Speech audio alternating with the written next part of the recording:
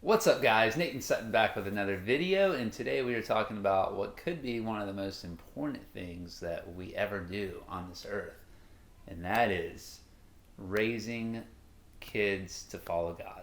Yeah, we obviously don't know how this is going to turn out because they're not grown up yet, but I have faith that we are sowing the right seeds along the way. Now that we are the parents of 4 kids, 6 and under, and this is something that's very near and dear to our hearts, is trying to raise all boys, trying to raise Christian men. We've been very intentional with how we have raised them, things that we're doing with them, and incorporating into our daily lives to hopefully sow those seeds of truth, love, and inspiration into their hearts. Yeah, so we're going to go through some of them, whether you have kids or not. I feel like this video is for you because maybe one day you will have kids and you can maybe remember some of these tips and tricks. The first one that I'd like to see, this kind of Sutton took off with this one. Where did you get this idea, and what is it? So I actually saw this idea from Cole and Savannah on Instagram. Ooh. They mentioned one time that they were doing a 5-5-5 thing, and I don't know where they heard about it. But it's basically like 5 minutes of worship, 5 minutes of reading the Bible, and then 5 minutes of prayer.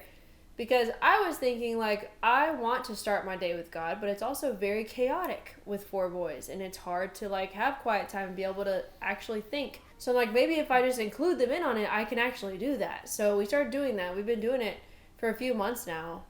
I mean, I feel like it's been a long time now, actually, that we've been doing it. But we basically listen to, like, one song in the morning, one worship song, and then we read one chapter of their little kids' Bible. I'll ask them questions about what we read, make sure they're understanding it. And then we do 5 minutes of quiet time where they go sit on their own and we do some prayer time. Yeah, and I feel like, I've been witness to this, and they're actually usually doing it when I'm doing my quiet time in the morning. And, sometimes it seems kind of chaotic. Sometimes they seem like they're into it. Sometimes they seem like they're not into it. But overall, I think it's been a great thing. I feel like I've noticed a change in them ever since you started doing it. Like, it seems like they're more into worship music. And Oakland, our oldest, it seems like he's just kind of taken the initiative to do some things that are a little surprising to me. Like, he'll just be upstairs in his room reading his kid's Bible book. Just other things that I'm just like, seems like God's doing something in his heart. Yeah, and last thing on this, if you do try this, I would say don't get discouraged in the beginning. It is hard to get 4 kids or how many kids you have that are little to, like, sit still and actually participate in this thing that they probably don't really understand. But I used to tell them, like, I just seemed like every day someone was crying when we were trying to do this. So I would tell them, like, hey, today's the day. Like, we're going to do it. No one's going to cry today.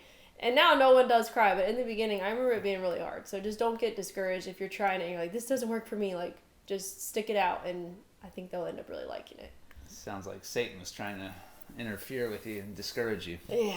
Second on our list, we put special time. And now this one came into our lives in a pretty cool way, that one night I was asking God to just reveal to me a way that I could be much closer with our kids and feeling like I have a deep connection with each of them, because it can be pretty difficult with all of them being so close in age and there being so many of them. And then that night, I woke up in the middle of the night with just this idea that woke me up, and it was called special time. And what it was basically having an intentional one-on-one time with our kids every so often. So that's something that we started doing, is like we try once a week to pick a kid and we rotate, where we go take them out for anywhere from 30 minutes to 2 hours or whatever, and doing something just us, just me and that one of the boys, or just Sutton and one of the boys. And because we're always hanging out. They live for it. Oh yeah, they live for it. We're always doing stuff as a family, but rarely do we have that one-on-one connection with the boys.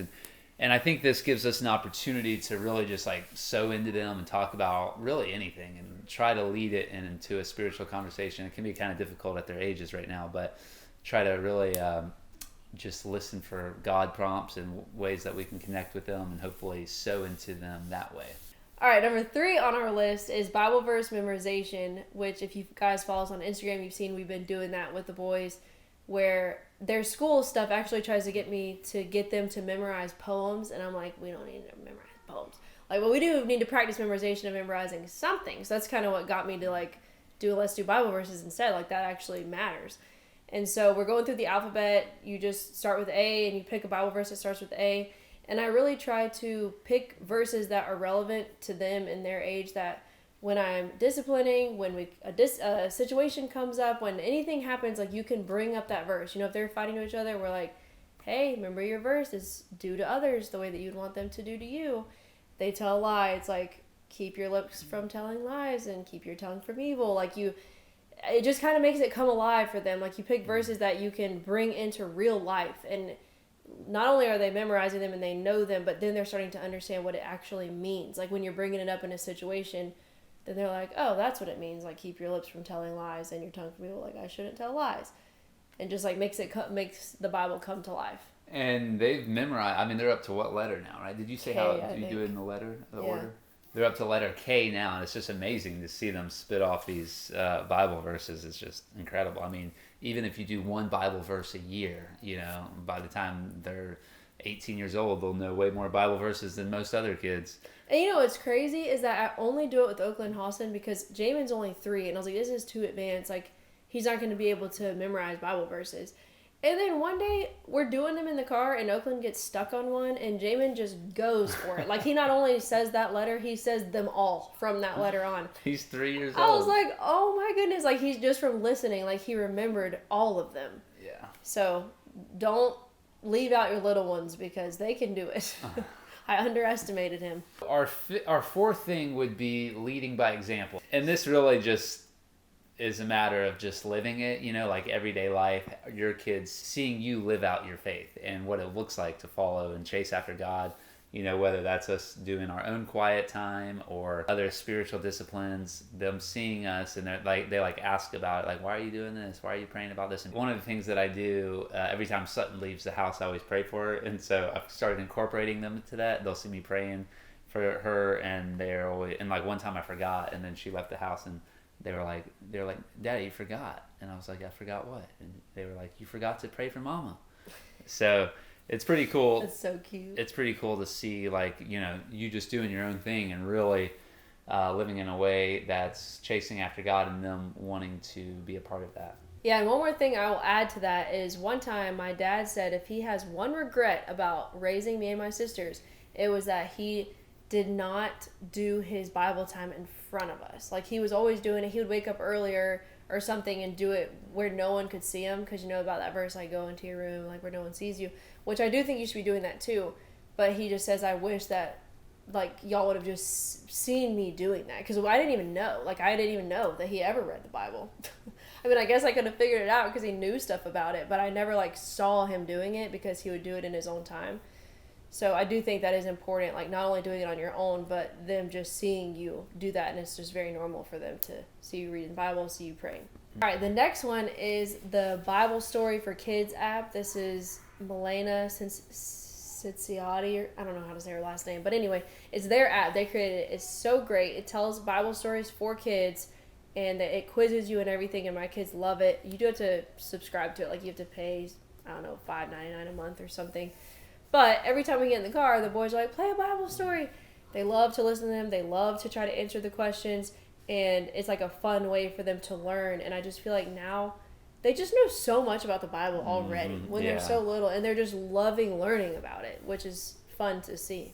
Okay, so the next thing that we'd recommend is taking them to a church that really emphasizes the youth and like making it I almost don't want to say entertaining, but essentially that's kind of what it is. It's like being just fun, making it fun. Yeah, and engaging for younger kids. So I grew up in a church where it was just a Southern Baptist, like old-fashioned church, and I really just did not like going to church. I dreaded it every week, and I always felt bad about that too. But that was just the honest truth, that I was like, I just did not like going. And so I think it's important, especially in today's world when everything else is so stimulating, like, our phones, our TVs, everything is just, our kids' attention span is just probably not what it once was back in the day. So I think it's very important that, to some extent, church keeps up with that. I mean, I think there's a fine line there of like kids going to church for God and not for the entertainment, and them just being able to sit down and read their Bible and not having like visual stimulation and all that. But I do think there is a place for, for it to, I don't think there's anything wrong with it being fun to some extent. And that's one thing I really love about our church, is that they focus so much. It's almost like they focus more on the youth than they do on the adult side of things, just because it's so important. Yeah, it's raise up that next generation. And not that our church like gives them iPads or does anything crazy or anything, but they just like, they'll read them a Bible story and they'll be, let's play a game. And they'll play a game, boys versus girls, and quiz them about the story they just read. Just something like that, something to engage them and make it more fun than just like, okay, sit down and we're just going to read you this story.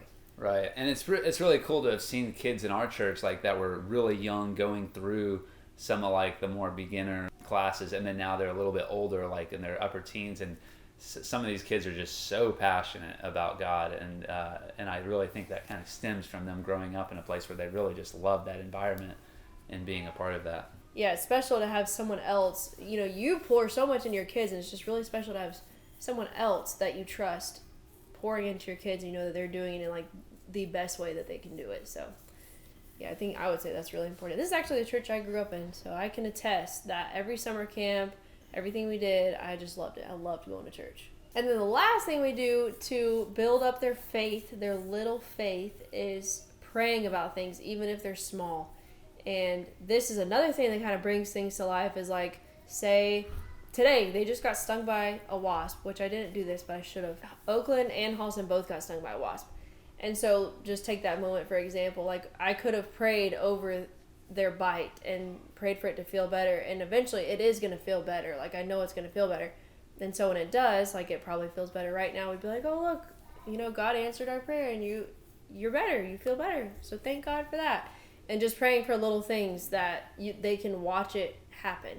Which is true, by the way. You know, God created bodies to heal, and without God's gift on that, we'd just probably be in pain forever. Mm-hmm. Or like if it's raining and we pray like, God, please let the rain go away. We really want to go outside and play. And then the rain goes away because God controls the weather. And then we're like, oh, look, he answered our prayer. Let's go outside. Just things like that. I think that's important to let them see. It just builds up their faith, which is true, because now they'll be the ones saying like, let's pray. I remember something happened, like a bug died or something, or a frog or something, and they're like, let's pray over it. And they were praying for this frog to come back to life because they really thought, which it could have, but it didn't. Yeah. It didn't come back to life, but they did try. Yeah, sometimes I kind of feel a little bit worried about situations like that. Like, I'll see them praying and I'm like, I feel like I just know that prayer is not going to come true, you know, but I just kind of try to let go of that and leave that in God's hands, you know. Like, I don't want them to get discouraged that their prayer wasn't answered, but then it's an opportunity to talk about why all of our prayers are not always answered. So just keeping them in the conversation on all of that. All right, guys. Well, we would love to hear what are some of the things that you guys do and that you incorporate in your parenting to lead your kids to God. And I'm sure that we missed a lot of really great ones, but these are the things that have been super impactful for us, and we hope they are for you. Yeah, we're looking to learn some new tricks, so give us some if you got any. All right, guys, this is Nate and Sutton sowing seeds of truth, love, and inspiration, one view at a time. And that was our tips on leading your kids to God.